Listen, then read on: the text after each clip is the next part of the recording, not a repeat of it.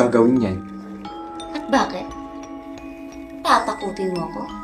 Na madadamay ako? Hi, Steven. Madali lang paikutin ng mga tao. Konting drama ko lang. Maniniwala na sila sa akin. Eh, sa'yo? May maniniwala ba sa'yo?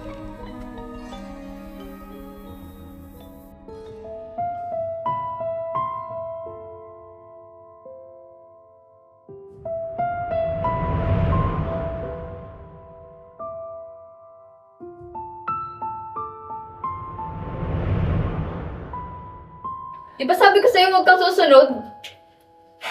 Binabantayan lang naman kita. Okay ka lang ba?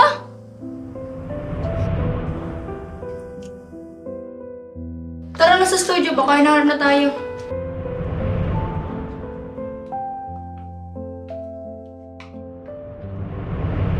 Pipigilan ko kasi mula yung tulungan si Danilo.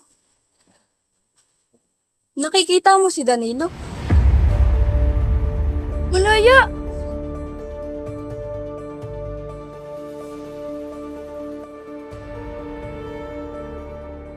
Nung una pa lang naman nakikita ko na si Danilo. Pero ayoko magsalita. Ayoko makialam at ayoko na rin balikan ang nakaraan na minsan kong nabibigyan ng hustisya. Ang multo na tinuring kong kaibigan. At ngayon, dala-dala ko pa rin ang bigat dito sa aking puso. At ayokong mangyari sa iyo yun, Malaya. Ngunit hindi mangyayari yun kung tutulungan mo kami ni Danilo. Tama siya.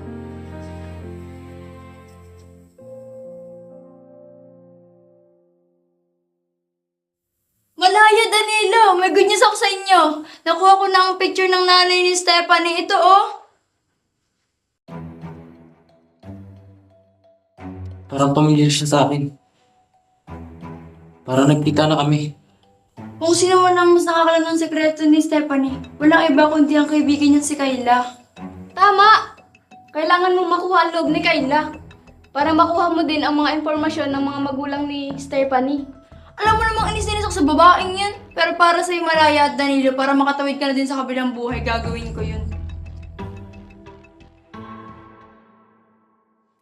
Gusto mo ng kape? Baka may lason yan. Ba't parang ang bait mo pati ngayon? Alam mo, nakakapagod mag-inarte. Ang eksi-eksi lang ng life, tapos pairalin ko pa yan. Sige na nga. Ang brush mo ngayon. Huwag kang bulera. Parang di ka naman naging traitor. Anong ibig mong sabihin? Never mind. Buti mo nagkatagal ng kaibigan kay Stephanie. Ang pagkakalam ko kasi, spoiled brat yan bago pa sila maging magkaibigan ni Malaya. For your information, ex-best friend. Si Stephanie lang tumanggap sa akin na tunay na kaibigan. Alam mo kasi dati, meron akong tinuturing na tunay na kaibigan. At iniwan niya ako sa ere. Kaya naghahanap ako ng iba. At si Stephanie yun. Bakit kanya iniwan? Hindi ko nga alam dun eh. Ang mahalaga, nakahanap ako ng tunay na kaibigan. At si Stephanie yun. Bakit napaka-sentimental ng music box na yun kay Stephanie? Alam mo, ang random mo. Pero sasagutin pa rin kita. Bigay sa kanya ng mama niya na galing sa ama niyang hindi niya nakilala.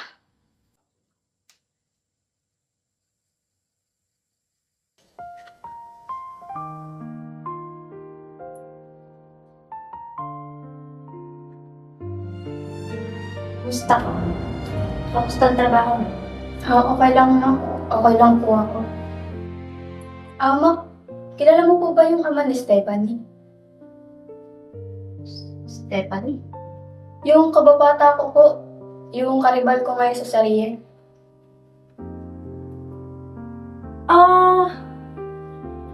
Si Stephanie.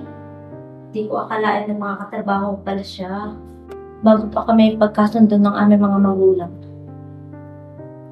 Ang ina ni Stephanie ang kasintahan ni Alfredo. Kaya ba gano'n lang pakikitungo mo sa akin? Simula pa ng bata pa ako. Hindi, anak. Anong dahilan?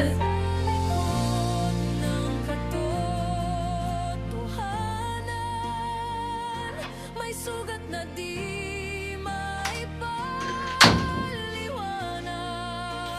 Balik na po muna ako sa trabaho. bawat patak ng ulan. May kwentong di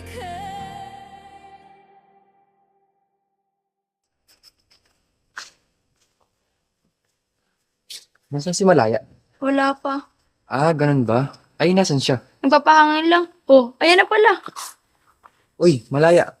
Kamusta nga pala si tita? Okay na siya. Ah, ganun ba?